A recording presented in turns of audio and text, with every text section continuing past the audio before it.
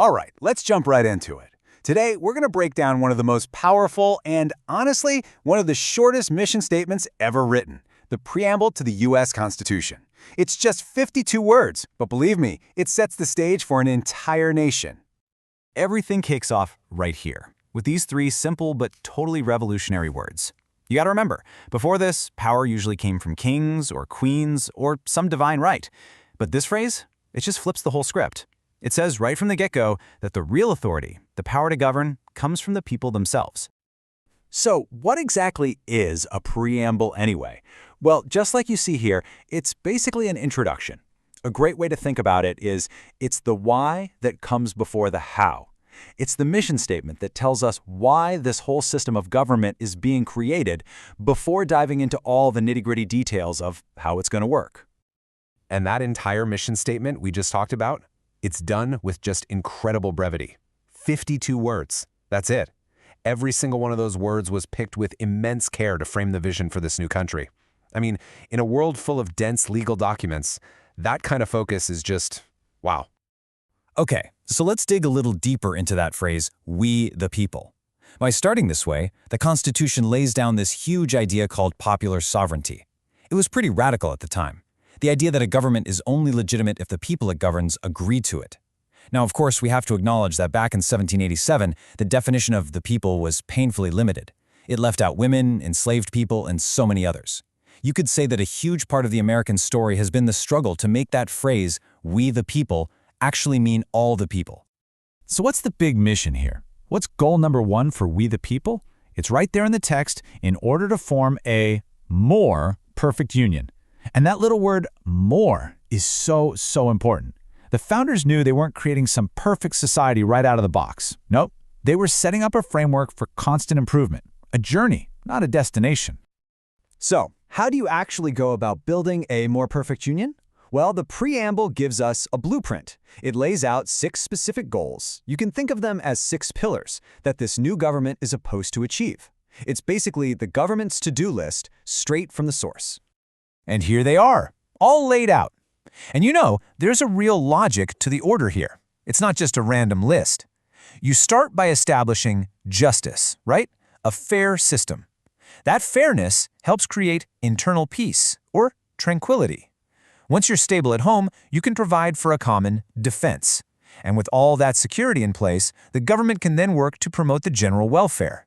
All of which leads to the ultimate goal, securing the blessings of liberty. Let's take a quick look at each one. First on the checklist, establish justice. This is all about building a legal system that's fair, that's predictable, and that's impartial. The idea is to make sure the rule of law is the same for everybody, whether you're the president or an ordinary citizen. So yeah, justice comes first for a reason. Next up, ensuring domestic tranquility. This is about keeping the peace at home. The framers had just lived through a lot of turmoil and rebellion, so they knew a country can't thrive if it's constantly fighting with itself. This pillar is all about creating a stable and orderly society. Then we get to providing for the common defense. This one's pretty straightforward. The government's job is to protect the nation from foreign threats. It's about setting up a unified, collective security. The idea that an attack on one is an attack on all, and the country will band together to defend itself. Now this next one, this one's really interesting because it's so broad. Promote the general welfare.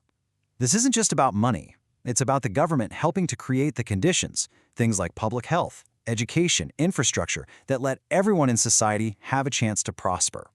It's a big, proactive job. And finally, we get to maybe the most famous goal of all, to secure the blessings of liberty. This is really the heart of the whole thing, isn't it? The entire system is being built not just to have rules, but to protect the fundamental freedoms and rights of every individual. But who are they securing it for? Well, the preamble is super clear on this. It sets a timeline. This isn't some short-term gig. Liberty is for ourselves, the people alive right then, and for our posterity. That means for our kids and their kids and all the generations to come. It's a promise that's meant to last forever. Okay, so after laying out who's acting and why they're acting, we get to the very end of the preamble. This is the action clause. This is the moment where all those big ideas and goals we just talked about get put into motion. This is where dreams become reality. See, the words ordain and establish, They aren't gentle suggestions. They are powerful, active verbs. They are what turn this document from a beautiful piece of philosophy into the supreme law of the land. This is the clause that gives the Constitution its teeth, making everything that follows the real deal. So, if we pull this all together, what's the big takeaway?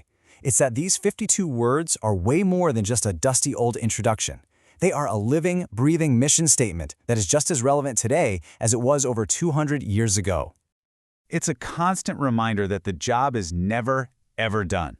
That quest to form a more perfect union is an ongoing project. And it's a project that requires every single generation of we the people to show up and participate. It's this continuous effort toward justice, peace, security, welfare, and liberty. And that really leaves us with a question to think about. When you look at those 6 goals, justice, tranquility, defense, welfare, and liberty, how do you think that mission is going today? When you look around at the world, where are we making progress and where do we still have work to do on that long, long journey toward a more perfect union?